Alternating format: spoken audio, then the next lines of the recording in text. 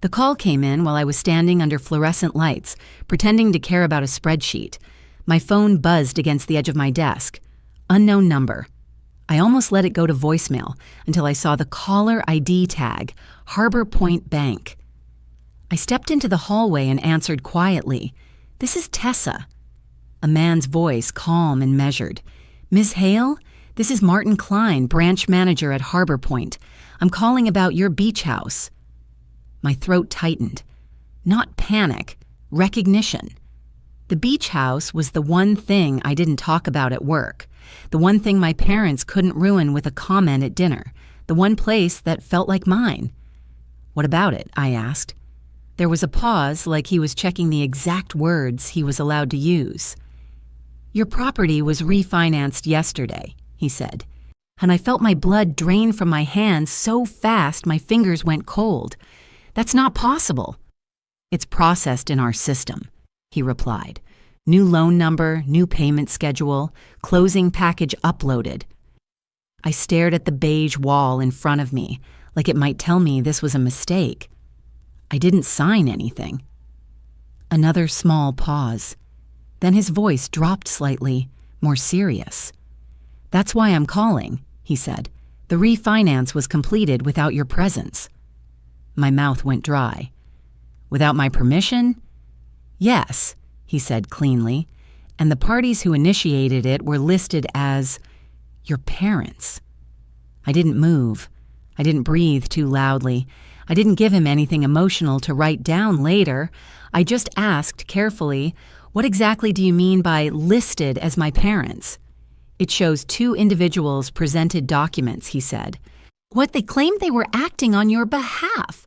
They provided identification and a signed authorization packet." The hallway felt too bright, too quiet. "My parents don't have authority," I said. "They don't have power of attorney. They don't have anything." "I understand," he replied. And the way he said it told me he'd already seen enough of the file to believe me. "Where is the closing package?" I asked. "In your branch." "Yes," he said. "If you can come in today, I'd like to speak with you in person." "How did this get approved?" I asked. My voice was steady, but my throat felt tight. He didn't answer immediately. Then he said, "There are some irregularities. That's why I called you directly instead of sending a letter." I swallowed once. "I'm coming now." I didn't tell my boss a story. I didn't apologize.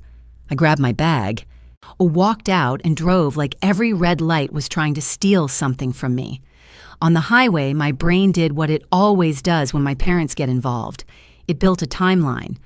The last time they'd been inside my beach house was late summer. They'd shown up uninvited with grocery bags like they were doing me a favor. My mother, Sheila, walked through every room like she was inspecting a rental. My father, Don, stood by the window and said casually, "You know, property like this should stay in the family." I remembered laughing once, short and sharp. "It is in the family," I said. "It's mine."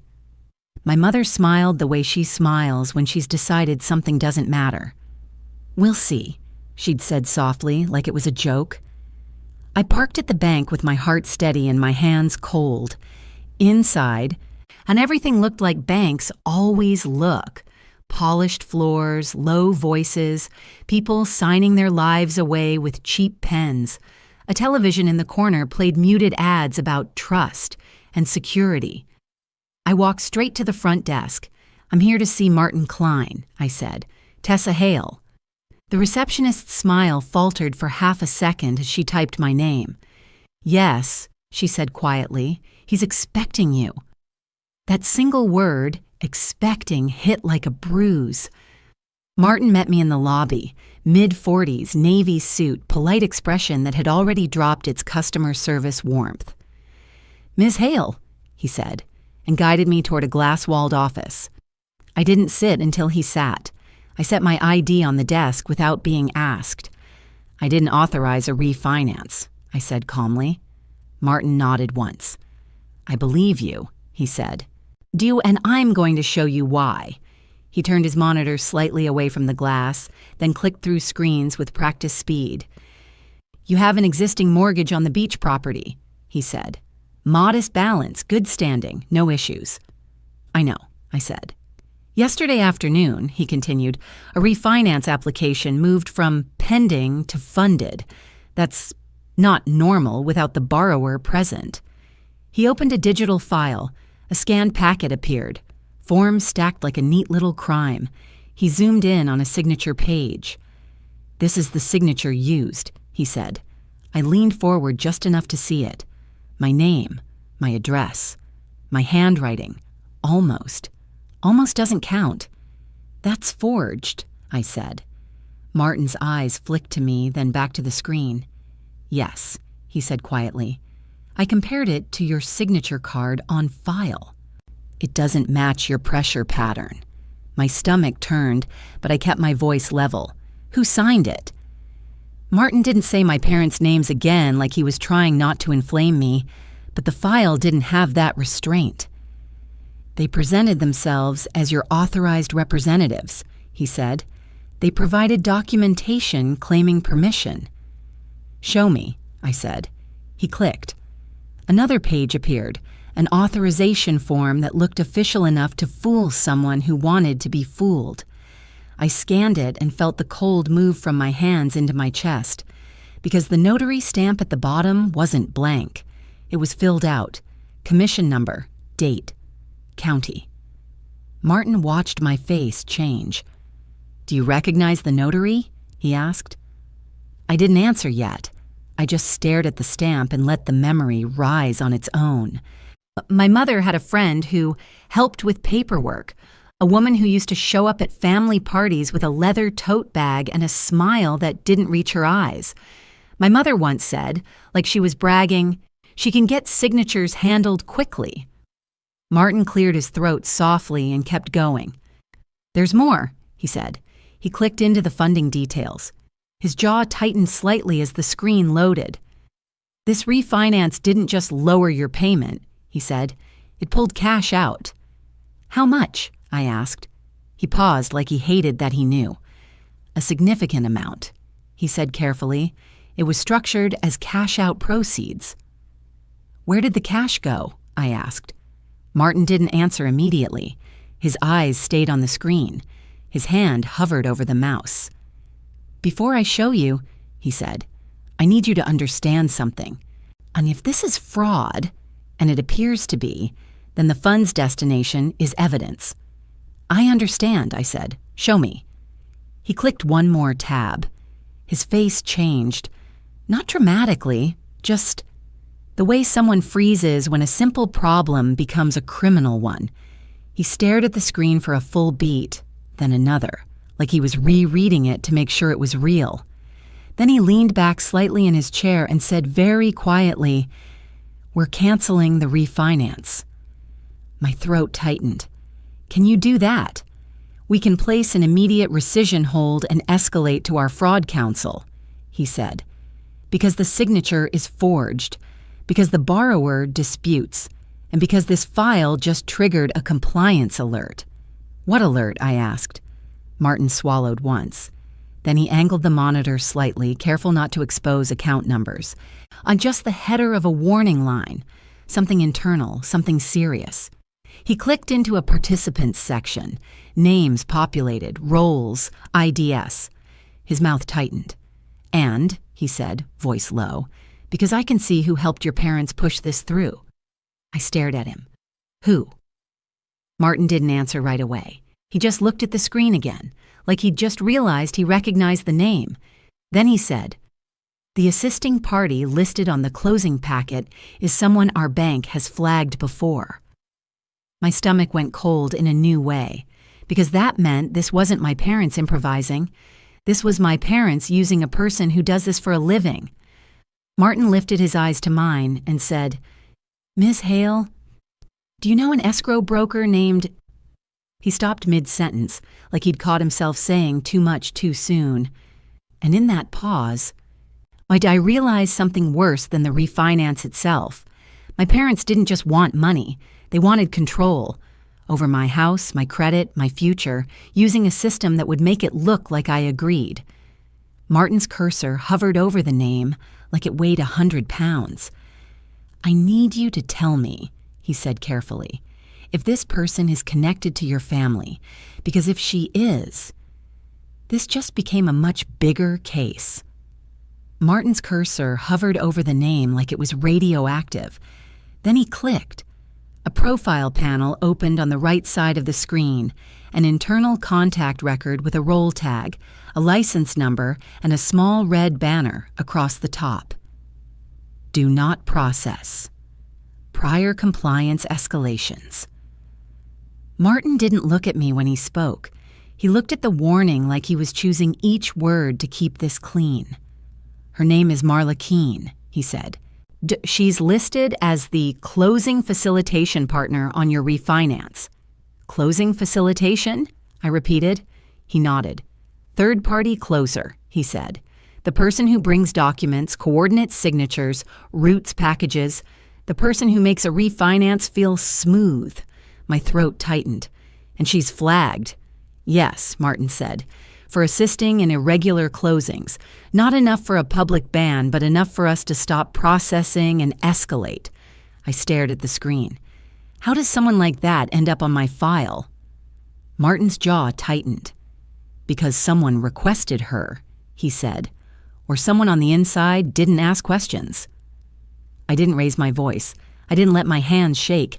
I just asked, "Show me the cash-out disbursement." Martin clicked into a funding screen again. A table appeared, numbers, dates, routing paths. And he angled it away from the glass wall, then pointed with the tip of his pen. "Cash-out proceeds were scheduled to be disbursed by wire," he said. "Yesterday at close of business." "Scheduled," I repeated, focused on that one word. "Yes," he said. "Scheduled, not completed." My lungs took their first real breath since the call at work. "Why not completed?" I asked. "Because the file tripped the compliance alert before release," he said. "We held it." "Held." I nodded once. "Where was it supposed to go?" I asked. Martin didn't answer immediately. He clicked into a wire instruction PDF. His eyes scanned it, then he exhaled through his nose like he was angry at the paper. "It was going to an account at a different institution," he said, "under the name Seabright Consulting." I blinked once. "That's not mine." "No," he said quietly. "Oh, it's not." My fingers went colder. "Whose name is on the beneficiary line?" Martin zoomed in. "Seabright Consulting, LLC," he read. "Beneficiary D. Hale." My stomach tightened. Don Hale. My father. I didn't say it out loud yet. I didn't want to hand my panic to the room like a gift. But Martin's eyes lifted to mine, and he saw the recognition anyway. "You recognize that," he said. "Yes," I replied evenly. "That's my father's initial, and that LLC is new to me." Martin nodded once, like he'd already guessed. "If it's fraudulent," he said, "this is the part that becomes criminal, because it's not a paperwork error, it's an attempted diversion of funds." Attempted. I held on to that word like it was a railing. "How much?" I asked. Martin hesitated, then said the figure plainly, 240,000. My vision didn't blur, and my voice didn't rise, but my skin prickled under my sleeves. $240,000 pulled out of my beach house, without me being in the room, wired to my father's name. Martin watched me for a beat and then did something I didn't expect. He stood up, opened his office door, and spoke to someone just outside it in a low voice. A minute later, a woman in a charcoal blazer stepped into the office with a tablet and a badge that read, "Compliance." Sonia Park. Sonia's expression was calm in the way people get when they've seen too much. "Ms. Hale," she said to me, "I'm Sonia. Martin briefed me. We're placing a full fraud hold on this refinance, and we're initiating a rescission and cancellation request. Can you cancel a refinance that's already funded in the system?" I asked. Sonia nodded once. "We can stop disbursement," she said. "We can flag the file. We can notify the investor and our legal counsel, but there's a separate problem." "What problem?" I asked. Sonia tapped her tablet. "Recording. she said. If the mortgage and deed of trust were submitted for recording at the county, we need to intercept it or file a fraud affidavit immediately. Martin's jaw tightened. That's why I wanted her here today, he said, before it spreads. Sonia looked at me again. Do you have your beach house deed? She asked. It's in my safe at home, I said. Okay, she replied, but right now we need evidence. You need copies of the closing packet, the signature page, the notary information, and the wire instructions. Martin was already printing. The printer behind him started spitting paper in short bursts, clean, official, lethal. And he slid a folder toward me without exposing it to the glass wall. This is the activities summary, he said. It includes timestamps, intake station ID, and who uploaded the package. Who uploaded it? I asked, looking straight at him. Martin clicked once more, eyes narrowing. It was uploaded at a desk station in our branch, he said, under an employee login. My throat tightened. An employee helped them. Sonia's voice stayed flat. Or an employee was used, she said. We'll handle that internally. Right now, you handle the county. I nodded once. Call them, I said. Martin already had the phone in his hand. He dialed a number from memory, not from a sticky note. He spoke quietly to someone, then nodded again and hung up. Seabrook County Recorder's Office, he said. They're open. I told them you're coming and that there may be fraudulent recording activity on your parcel. Sonia leaned slightly toward me. When you get there, she said, ask for the recording log. Ask for any e-recording submissions. Ask who the submitter was. Don't argue. Just get the facts. I held the folder tight against my ribs. Before I go, I said, I want one more thing. Martin looked up. What? The IDs my parents used, I said. And whether you have cameras.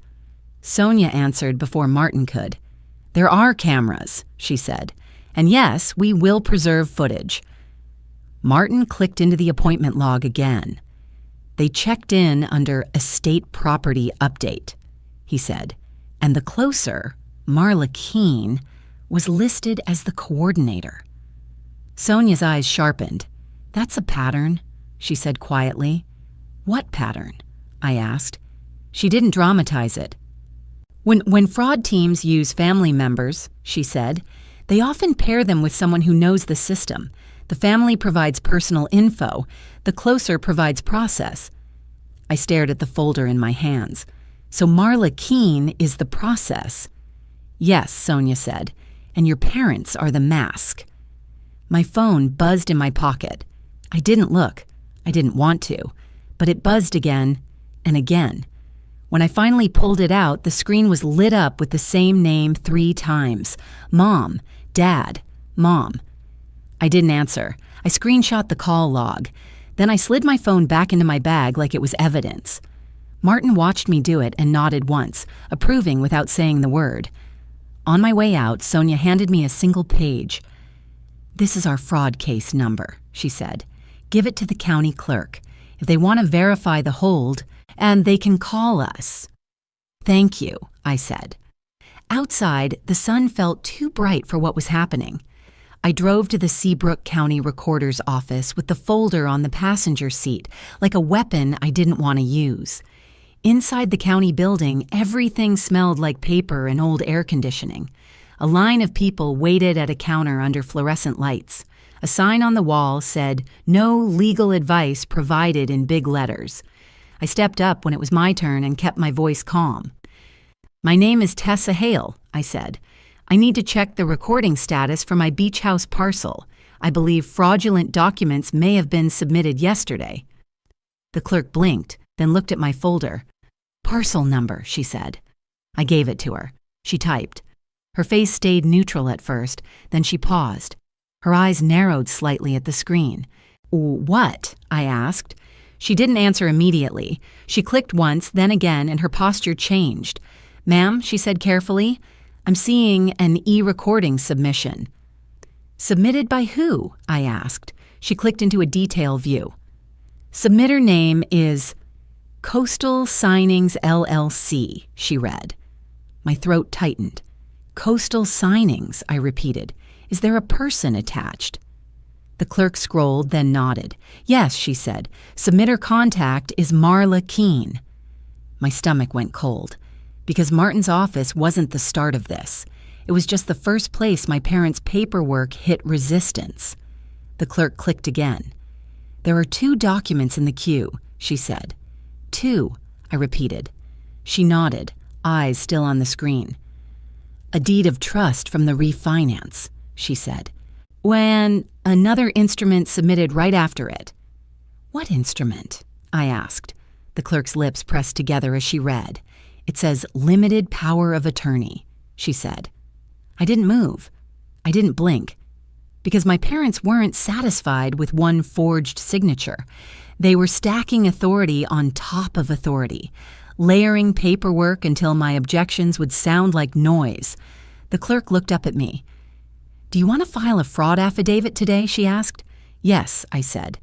And I want a recording hold placed on my parcel. She nodded once and slid a form toward me. Fill this out, she said, and I'm going to call my supervisor. As I reached for the pen, my phone buzzed again. One new text this time, not a call, from my mother. We only did what you would have wanted. Call me before you make it worse. I stared at the message, then took a screenshot and slid the phone back into my bag, because the only thing I wanted now was simple, not revenge, not drama, a record that matched the truth. The county clerk didn't treat my words like gossip. She treated them like a procedure. She took the form I'd started, glanced at the folder in my hand, and picked up the phone under the counter. Supervisor to window 3, she said quietly. Then she looked at me again. Stay right there. I stayed. I filled in my name, parcel number, and the exact phrase that mattered most. I did not authorize these documents. My hand didn't shake, but my stomach felt hollow, like my body was trying to make room for what was coming. 2 minutes later, a woman in her 50s walked out from a side door with a badge clipped to her belt and a binder tucked under her arm. She didn't smile. She didn't frown. She just looked at the screen behind the counter and then at me. I'm Denise Latham, she said, recording supervisor. You're alleging a fraudulent submission. Yes, I said calmly. My bank has already placed a fraud hold on the refinance. I have a case number, and the submitter on your queue is Marla Keene. Denise's eyes tightened slightly. Not surprise, recognition. Coastal signings, she said under her breath, then looked back up. Do you have ID? I slid it to her. She glanced at it once, then handed it back like she was already past the who and into the what. I'm placing a temporary hold on the parcel, she said. It doesn't erase the submission, but it prevents recording from completing until we review. Do it, I said. Denise turned to the clerk. Pull the submission details, she said. R and the clerk started typing fast. Denise leaned toward me. I need you to understand, she said quietly. We don't decide guilt here, but we can stop the machine while law enforcement and counsel look at it. That's all I need, I replied. The clerk's cursor clicked through screens. Then she stopped. Her posture changed in that small, specific way people change when they see a name that means trouble. Denise, she said softly, there are more attachments. Denise leaned in. Show me. The clerk turned the monitor slightly. I couldn't see everything, but I could see enough. 2 main instruments and then a stack of supporting docs attached like ballast. Denise pointed at one line with her finger. Limited power of attorney, she read. I didn't sign that either, I said. Denise nodded once, then tapped another attachment. Borrower affidavit, she read, voice flat. Identity verification. My throat tightened. They forged an affidavit, too. The clerk clicked into the POA attachment and brought it up. A scanned page filled the screen. Denise didn't let the clerk scroll fast. She made her go line by line, names near the top, claimed authority, a signature block at the bottom. Denise's face stayed controlled, but her eyes sharpened when she reached the notary section. Notarized, she said quietly. I leaned forward slightly. By who? Denise didn't read the name to the room. She leaned toward the clerk and said, "Print the submission log with timestamps and submitter credentials." The printer behind the counter started spitting out paper. Then Denise turned to me.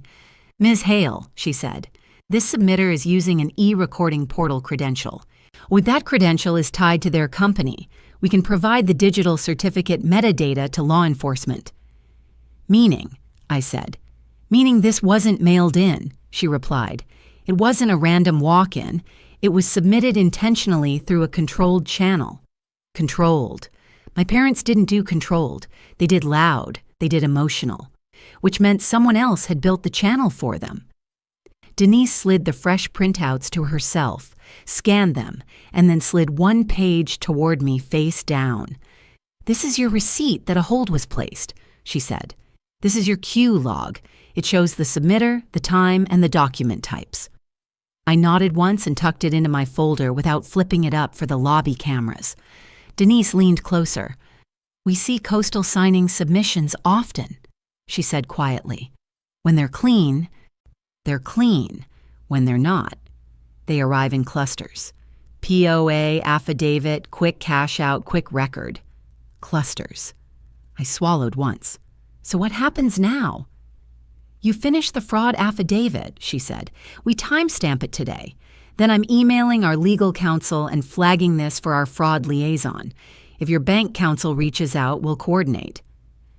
"Can I also place an alert on the parcel?" I asked, "so I'm notified if anything else is submitted?" Denise nodded. "We can do a property fraud watch," she said, "and I'm doing it." I exhaled slowly for the first time in an hour. Then my phone buzzed again. Not Mom this time. Martin Klein. Harbor Point Bank. I stepped away from the counter and answered softly. "Martin." His voice was tighter now, still professional, but faster. "Miss Hale, I need you to know your parents are at the branch." My skin prickled. "Right now." "Yes," he said, "and they did not come to apologize." I didn't ask how he knew. I could picture them too clearly. My mother's perfect posture, my father's quiet certainty, both of them dressed like they were going to church. "What are they asking for?" I asked. Martin paused. "They're demanding release of the cash-out proceeds," he said. "They're claiming you authorized them verbally and that you're confused." I kept my voice steady. "Do not speak to them about me." "I'm not," he replied. "Compliance is with me. Security is with me. But there's something else." "What?" I asked. "They brought Marla Keene," he said. My throat tightened hard. "Of course they did." Martin's voice dropped. "Marla is trying to pressure staff," he said. "She's referencing relationships and saying the wire was already approved." My fingers went colder around my phone. "Is it?" "No," he said firmly. "It's held. But she's trying to create urgency so someone makes a mistake." "Don't," I said. "Keep it frozen." "We are," he replied. "But I need you here. Not for them, for the record." I looked back at the county counter where Denise was watching me now, waiting calmly like she already knew the bank would pull me back. "I'm at the recorder's office," I said. "They placed a hold on my parcel." Martin's exhale sounded like relief. "Good," he said. "Then come straight here when you're done. And Ms. Hale, do not come through the front lobby if you don't want them seeing you. Security can bring you in the side door." "I don't care if they see me," I said quietly. But I care about them performing." Martin paused. "Then use the side door," he said. I went back to Denise and finished the fraud affidavit with the same calm tone I used to write work emails. Date, parcel, statement, signature. The irony wasn't lost on me. The county required my signature, and I had to have it notarized to file the affidavit. Denise didn't smile when she said it. "We have an in-house notary," she said. "You'll sign in front of her." "Good," I replied. 10 minutes later, I signed once, in front of a notary I could see with my own eyes, under fluorescent lights that made everything honest. The notary stamped it. Denise attached it to the queue. "Hold is active," she said. "If Coastal Signings tries to push anything else through, it's going to flag." I nodded, tucked the stamped copy into my folder, and walked out. 25 minutes later, I pulled into Harbor Point's side lot. A security guard met me at a locked side door and let me in without speaking. The hallway behind the lobby smelled like carpet cleaner and printer heat. Martin and Sonia were waiting in his office, and I didn't need to ask how the front lobby looked. I could hear it faintly through the glass, voices carrying. A woman's tone sharp, rehearsed, my mother's tone sweet, offended, my father's tone low and certain. "They're making a scene," I said. Martin nodded once. "They're trying," he replied. Sonia stepped closer to me. "We have the recording hold confirmation from your county," she said. "Good timing." I handed over Denise's paperwork. Sonia scanned it quickly, then looked up. "This will help our legal team," she said. "Now, watch this." She turned Martin's monitor slightly. I clicked into an internal log and pulled up a time-stamped event list tied to the refinance file. "Your parents didn't just show up with papers," Sonia said.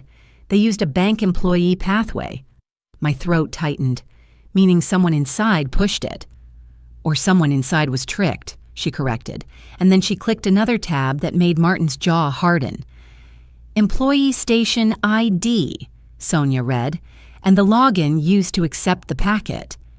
She turned the screen just enough for me to see a name line. No personal data, just the identifier. "Loan associate, Kevin Rourke," she said. Martin's mouth tightened. "He's new," he murmured. "Transferred in 2 months ago." Sonia's voice stayed flat.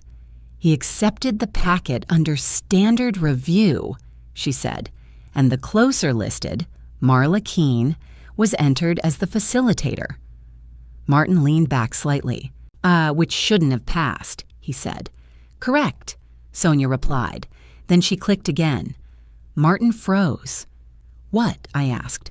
Sonia pointed at a line in the log. "A release attempt," she said. "Someone attempted to push the wire out this morning." My skin prickled. "From where?" Sonia tapped the screen. "Internal override request," she said. "Submitted from a desk station in the lobby." My mouth went dry. "While I was at the county?" "Yes," Sonia said, "and it was denied because the fraud hold is active." Martin looked up at me. "They didn't come here to negotiate," he said quietly. "They came here to apply pressure while trying to slip the wire out through staff." My chest tightened, but my voice stayed calm.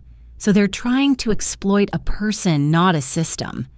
Sonia nodded once. Exactly." Then Dana, security, stepped into the office without knocking. "They're escalating," she said calmly. "Marla is demanding to speak to someone higher. Your mother is crying. Your father is telling customers you're ill." I didn't blink. "And?" I asked. Dana's eyes flicked to Sonia's monitor. "And we just got a call from another branch," she said.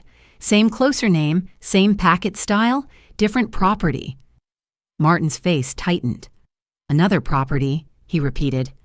Dana nodded once. "They're running multiple files," she said. "Or trying to." Sonia's posture sharpened instantly. "That means pattern," she said. Martin looked at me, voice low. "Ms. Hale," he said, "if this is a pattern tied to Coastal Signings and Marla Keene, we're not just canceling your refinance."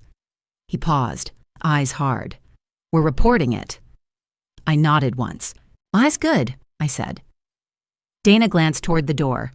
"They just asked if you're here," she said quietly. I stood up slowly, folder in my hands, and felt the strange calm that comes right before a confrontation you didn't start. "Tell them nothing," I said. Sonia's eyes stayed on mine. "We can also call police," she said, "if they refuse to leave or intimidate staff." "Do it," I said. And right as Sonia reached for her phone, My own phone buzzed with a new notification from Harbor Point's app, an alert I'd never seen before. Account profile change requested, mailing address update, pending approval. I stared at the screen, then looked up at Martin. "They're trying to change my mailing address," I said calmly. Martin's face went flat. "To hide the paper trail," he said. And in the lobby, and I heard my mother's voice rise, sweet and loud, like she was announcing something to an audience. "I'm her mother," she said. "I'm just trying to protect her." Sonia's phone was already in her hand. "Police are on the way," she said. Martin clicked one more screen and his eyes narrowed. "Ms. Hale," he said quietly. "The address change request was submitted from inside the branch." My skin went colder, because that meant my parents weren't just pressuring the system. They were already inside it. Martin didn't look away from the screen. He just stared at the audit line that said the address change request was submitted from inside the branch, and the air in his office tightened like someone had closed a door. Sonia didn't react emotionally. She reacted operationally. "Open the event details," she said. Martin clicked. A deeper log expanded. Station ID, employee login, timestamp, and a short internal note field. Sonia leaned closer. "Read it," she said. Martin's voice went flat. "Mailing address update request," he read. "Submitted at 11:18 a.m. Station L-front-3. Login, K. Rourke. Kevin, the new loan associate." My hand stayed still on my folder, but my stomach turned. "Kevin did it," I said calmly. Sonia didn't jump to conclusions. "Kevin's credentials did it," she corrected. Dana, still standing by the door, said quietly, "Front 3 is the lobby desk closest to the brochure rack." Martin's mouth tightened. "That's where Kevin sits." Sonia looked at Dana. "Pull the camera angle on that station," she said. Dana didn't ask why. She stepped out, and a minute later she came back with her tablet already on a live replay, and she set it on Martin's desk and scrubbed to the timestamp, 11:18. The lobby feed showed the front desk area from above. Kevin was visible at first, leaning toward his monitor, shoulders tense, then stepping away, walking toward the printer, reaching for paper. Then Marla Keene stepped into frame. She didn't look lost. She didn't hesitate. She moved like she knew exactly what to do with a bank workstation. She leaned in close behind the counter, angled her body so the lobby couldn't see her hands, and reached toward Kevin's keyboard. My skin prickled. "She's at his station," I said. Sonia's jaw tightened slightly. "Keep going," she said to Dana. Dana scrubbed forward a few seconds. On the feed, Marla's hand moved. Click, click, type, type. Then she stepped back as Kevin returned, holding printed pages. Kevin sat down, and Marla smiled at him like she'd just handed him something he didn't want to hold. Martin's face went tight. "So the address change wasn't my parents," he said. "It was Marla using an employee station." Sonia didn't blink. "It could be both," she said. "They can pressure him while she does the work." My phone buzzed again in my bag, but I didn't reach for it. I didn't want to give the lobby the satisfaction of seeing me flinch. Dana touched her earpiece. "Police just arrived," she said calmly. Sonia's gaze flicked to Martin. "Let them in through the side," she said. "Keep this contained." Martin nodded and stood. "Stay here," he said to me, "for your safety." "I'm not hiding," I replied quietly. Sonia met my eyes. "You're not hiding," she said. "You're controlling exposure. There's a difference." Before I could respond, we heard it through the glass, voices rising in the lobby sharp enough to carry. My mother. "I'm her mother," she said in that bright, sweet tone she uses when she's trying to sound harmless. "My daughter is confused. She's overworked. She's—" A deeper voice cut in, calm and firm. An officer. "Ma'am," he said, "I'm going to need you to lower your voice." My father's voice followed, low and certain. "This is ridiculous," he said. "We have documents. We have authorization. We're here to resolve a mistake." Resolve a mistake. He meant extract a wire. Sonia turned to Dana. Get the footage and print the log, she said. I want it ready. Dana nodded once and moved. Martin opened his office door and stepped out. Sonia motioned for me to stay inside the glass room, away from the main sightline, but close enough to hear the record being made. In the next few minutes felt like watching a storm through a window. Martin spoke with the officer in a controlled tone. My mother cried softly on command. My father kept repeating, authorized, like it was a spell. And Marla didn't cry at all. She leaned in close to the counter, jaw tight, eyes sharp, trying to force urgency into the staff. Then the officer's voice rose slightly, still calm, just louder so it would land. Who is the account holder? He asked.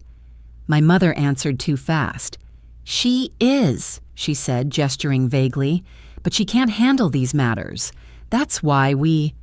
Ma'am, the officer said, cutting her off. I didn't ask who you think can handle it. I asked who owns the property. My father's tone sharpened. Our daughter, he said, Tessa Hale.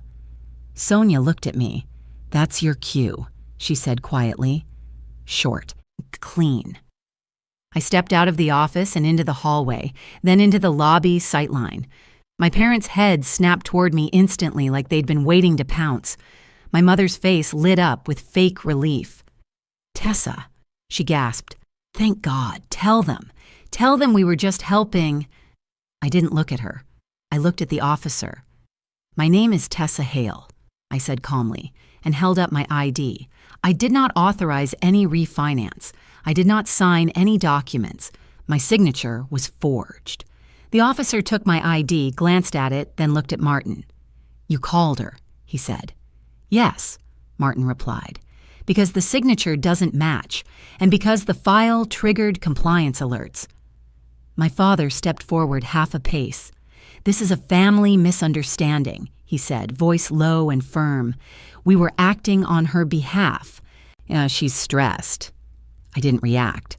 I reached into my folder and pulled out the county paperwork, just the top page. The recorder's office placed a hold on my parcel, I said to the officer. 2 fraudulent instruments were submitted for recording through an e-recording credential tied to Coastal Signings, LLC. Submitter contact, Marla Keene. Marla's head snapped toward me. Not fear, anger, like I'd stolen her timing. That's not what that means, Marla said quickly, stepping closer. It's a routine submission. Sometimes borrowers get nervous and... The officer turned his head toward her. Ma'am, he said evenly, who are you? Marla smiled like she'd practiced it in a mirror. Marla Keene, she said. Closing facilitator. I'm here to help resolve... Are you an employee of this bank? The officer asked. No, Marla said, still smiling. Then you don't get to resolve anything at their counter, the officer replied, tone unchanged.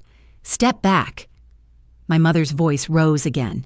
Officer, please, she said, tears already built into it. My daughter is unstable. She doesn't understand what she's doing. The officer didn't even look at her this time. He looked at Martin. Where's your compliance officer? He asked. Sonia stepped forward beside Martin like a shadow turning solid. Sonia Park, she said. Compliance. The officer nodded once. You have evidence this was forged, he said. Yes, Sonia replied. Signature mismatch. Cash-out disbursement wired to a beneficiary connected to the parents. Attempted wire release. Attempted address change, submitted from inside the branch. The officer's eyes narrowed. Attempted address change, he repeated. Sonia didn't dramatize it. It's in the audit log, she said. Station ID, timestamp, and login used. My father's face tightened. This is harassment, he said. Sonia looked at him once, cool and flat. No, she said, this is documentation. Dana returned quietly with a sealed envelope and a printout. She handed it to Sonia, who handed it to the officer. The officer scanned it, then looked up. Logan used was Kevin Rourke, he said. Kevin, who had been hovering near the side of the lobby this entire time, flinched. My mother's head snapped toward him. My father's eyes narrowed like he was warning Kevin without speaking. Marla didn't look at Kevin at all. She kept her eyes on the officer, trying to control the narrative. "That's impossible," Marla said quickly. "I never touched a bank computer." Dana spoke before Sonia could. "We have camera footage," she said evenly. "Time-stamped. You at his station at 11:18. Marla's smile twitched. My mother's tears stopped midstream for half a second. The officer turned toward Marla again. "Ma'am," he said, "do you have any reason to be at a bank employee station?" Marla's voice tightened. "I was leaning over to point something out," she said. "That's all." Dana didn't raise her voice. "You typed," she said. "We can see your hands." Sonia stepped closer to the officer. "We also have a separate log," she said. "An internal override request to release the wire this morning. It was denied because the fraud hold was active." The officer looked at Martin. "Wire amount?" he asked. Martin's jaw tightened. $240,000, he said. My mother made a small sound in her throat like she'd forgotten to play confused and accidentally played caught. My father's expression stayed tight and controlled, but his eyes flicked once toward the exit. The officer looked at me. "Ms. Hale," he said, "I'm going to ask you a question, and I need a simple answer.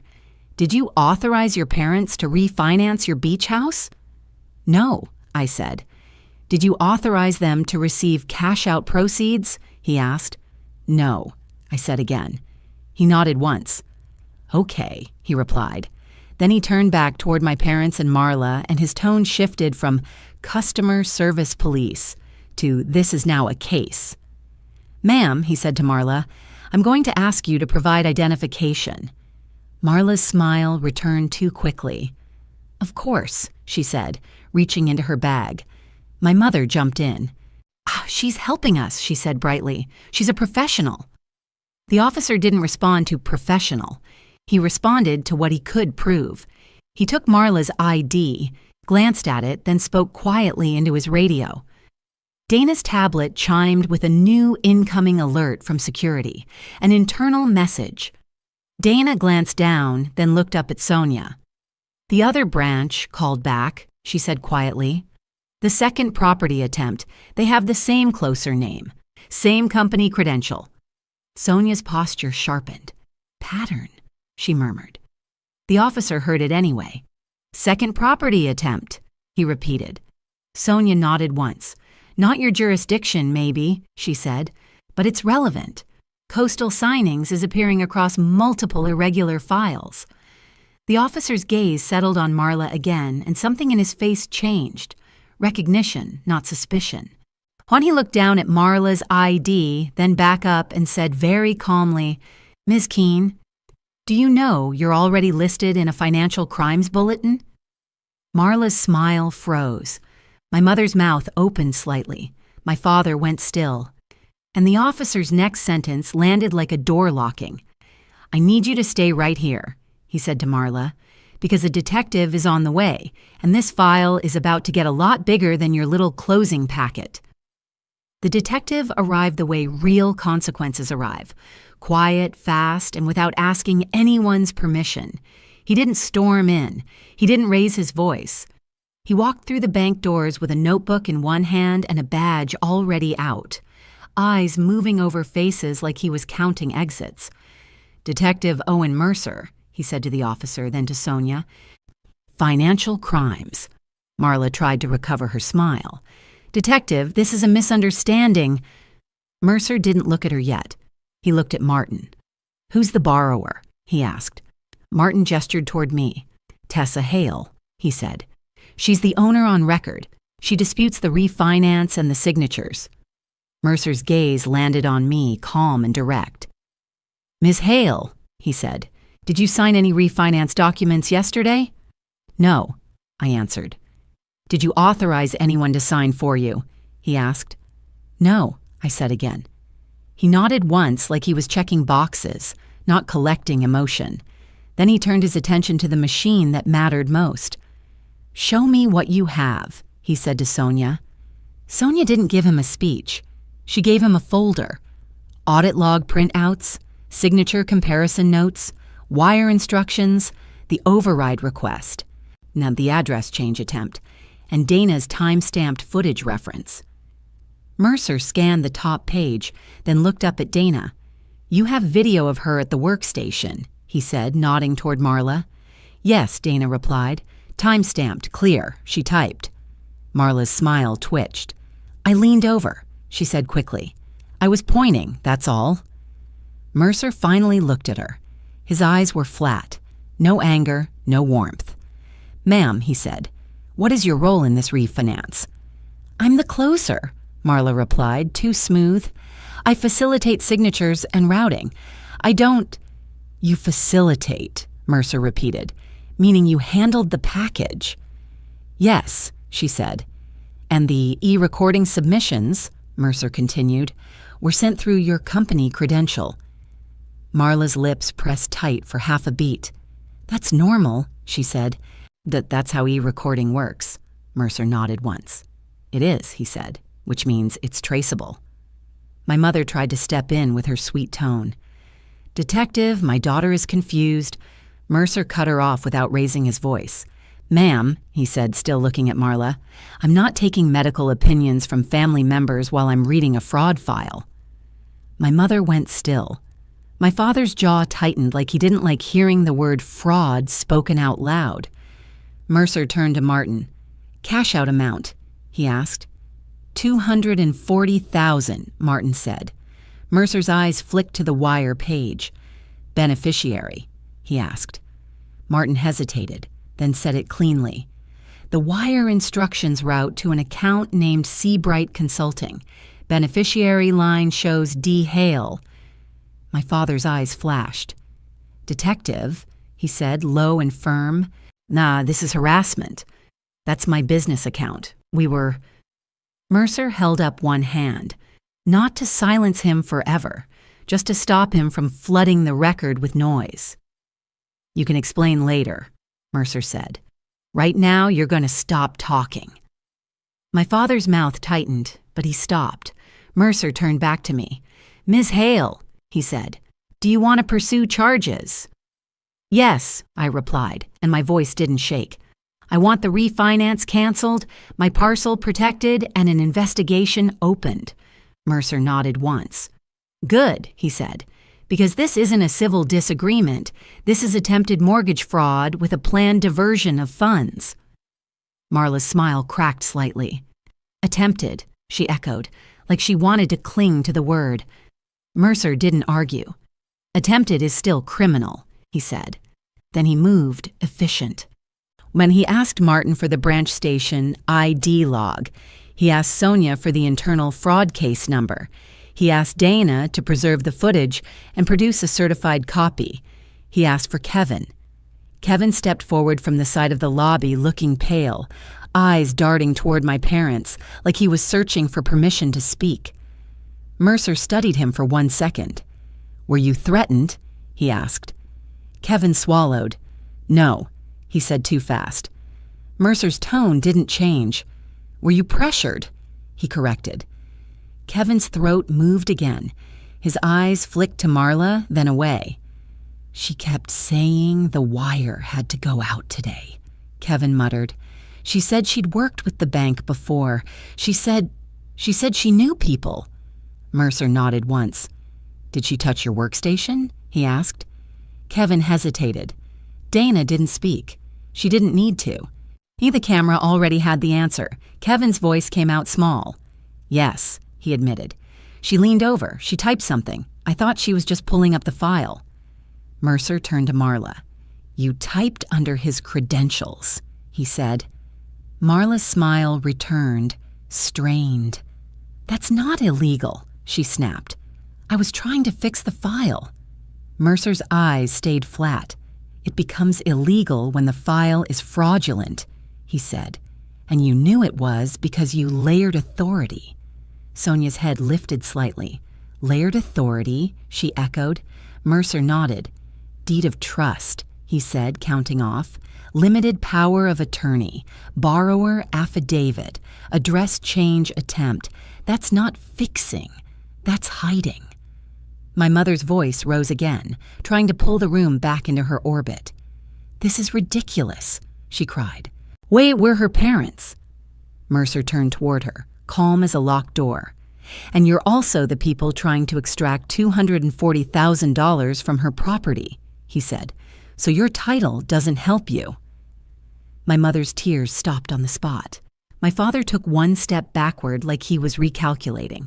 Mercer spoke into his radio, short, precise phrases. Then he looked up. "Marla Keene," he said, "I'm detaining you pending further investigation. I'm also requesting a warrant for your phone and any devices used to submit these e-recording instruments." Marla's eyes widened. "Detaining me?" she snapped. "For what? Doing my job?" Mercer didn't flinch. "For your role in a fraudulent refinance," he said, "and for manipulating a bank workstation to attempt an address change while the borrower disputed the file." Marla's voice rose. "This is insane." The officer stepped closer. "Ma'am," he said evenly, "turn around." Marla looked at my parents like she expected them to rescue her. My father didn't move. My mother didn't move. Because my parents only love people when those people are useful. Marla's shoulders tightened. Then she turned, jaw clenched, and the cuffs clicked. The sound hit my mother differently than it hit me. It didn't sound like justice to her. It sounded like risk. My father tried one last time to control the outcome. "Detective," he said, "you can't treat us like criminals." Mercer looked at him. "Then stop acting like one," he replied. He turned to me again. "Miss Hale," he said, "Now, your parents are not being arrested at this second unless we establish probable cause for their direct participation beyond the attempted wire destination." My father's posture relaxed for half a breath. Then Mercer continued, "But we're going to establish it." He held up the wire instructions page. "This doesn't route to Coastal Signings," he said. "It routes to a beneficiary tied to your father's name." My father's face tightened again. Mercer pointed to the county hold paperwork. "And the e-recording submission is tied to the closer credential," he said. "But who benefits from the cash out is clear." My mother tried to laugh like it was harmless. "That's just how paperwork gets done," she said too brightly. Mercer's eyes stayed flat. "No," he said. "That's how theft gets disguised." Then he looked at Sonia. "You have fraud counsel," he said. Sonia nodded. "Already engaged," she replied. "Good," Mercer said. "I want immediate written confirmation that the bank is rescinding the refinance, preventing disbursement, and preserving all internal logs." Martin nodded. "Done," he said. "Funds were never released." Mercer looked back at me. "You did the right thing coming in fast," he said. "If you'd waited, that wire would have moved." I didn't smile. I didn't thank him like it was a favor. "I want my home protected," I said. Mercer nodded once.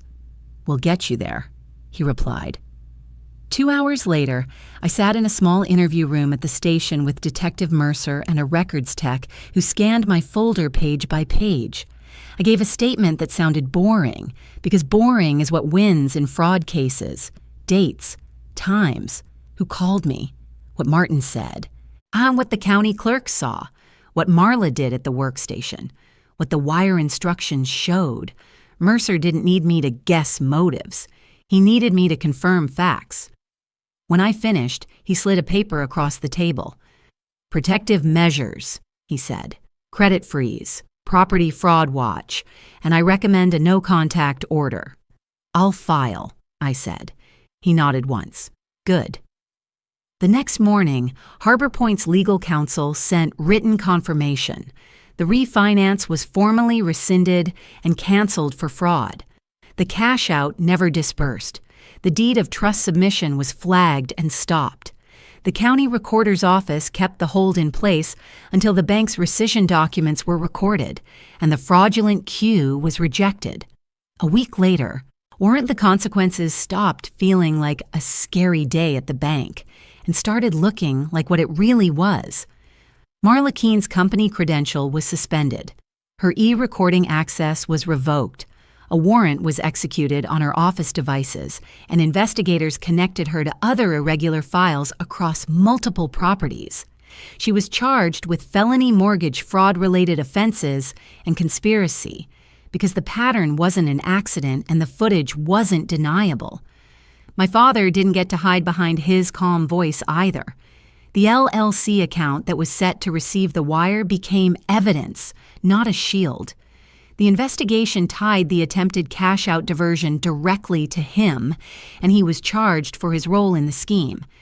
My mother was charged as well once the bank footage and appointment logs confirmed their participation in presenting the forged packet and attempting to pressure staff during the hold. They didn't get a slap on the wrist.